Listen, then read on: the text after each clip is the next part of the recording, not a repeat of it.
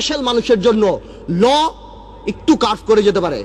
Doctor Yunus, I can very well understand 65 বা 70 years old, but 80 বছরের রাষ্ট্রপতি যদি এত বড় বক্তব্য লিখতে পারে, 75 বা 70 বছরের ডক্টর ইউনুস আমি মনে করি গ্রামীণ ব্যাংকের এমডি পদে ভালোভাবেই থাকতে পারত।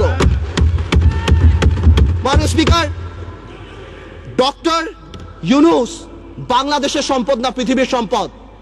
আমি দেখেছি আমাদের মাননীয় পররাষ্ট্রমন্ত্রী বলেছেন this will not affect our relationship, বহির্বিশ্বের সাথে আমাদের সম্পর্কে। ঠিক তার পরের দিনই জন কেরি বলেছেন উই আর কনসার্নড।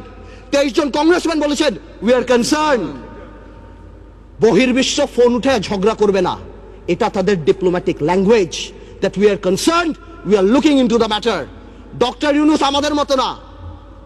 আমার ফোনে সবচেয়ে বড় ভিআইপি ফোন করে জয়নাল আবেদিন ফারুক সাহেব, আর ডক্টর ইউনুসের ফোনে ফোন করে হিলারি ক্লিন্টন। মনে রাখতে হবে সে কোথায় উঠে গিয়েছেন। ডক্টর ইউনুসের এই ব্যাপারটা অ্যামিকেবলি সেটেল করা যেত। আই হ্যাভ উইটনেসড ইট। আমি নিজে দেখেছি বিবিসিতে হোয়াইট হাউস স্পোকসম্যান বলছে we are deeply concerned, this is Yunus allergy. আমি জানি অনেকে বলতে পারবে এটা আমাদের সার্বভৌমত্ব, আই ক্যান আন্ডারস্ট্যান্ড এটা আমাদের সার্বভৌমত্ব, কিছু একটা ব্যালেন্স নিড টু বি ড্রন।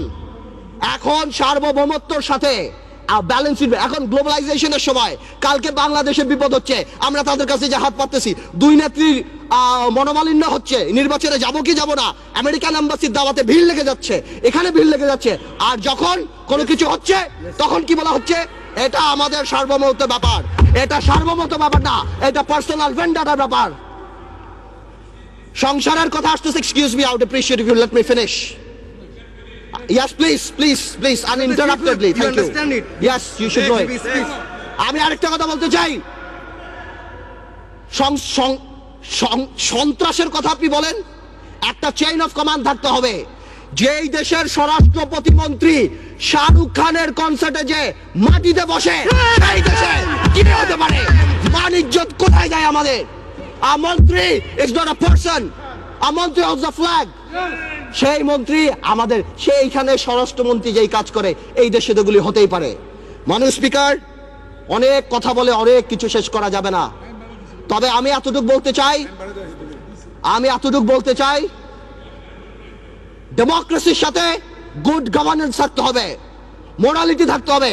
আপনি কল্পনা করতে পারেন মাননীয় স্পিকার, একজন অ্যাটর্নি জেনারেল ওই পদে বহাল থাকে, কিভাবে সে বসে বলে কে নোবেল প্রাইজ পাওয়া উচিত, কে নোবেল প্রাইজ পাওয়া উচিত না। এটা অসম্ভব।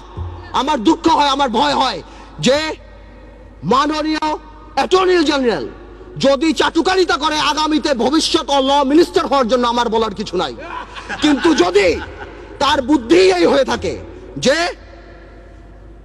সন্তু লারমার প্রধানমন্ত্রী, হ্যাঁ কে পাক না পাক that is not our concern, কিন্তু ফোরামটাকে ডক্টর ইউনুসের পাওয়া উচিত ছিল না, এই বুদ্ধি যদি অ্যাটর্নি জেনারেলের হয়ে থাকে, তাহলে আমি শঙ্কিত যে বাংলাদেশের জুডিশিয়ারি কোন দিকে যাচ্ছে। মাননীয় স্পিকার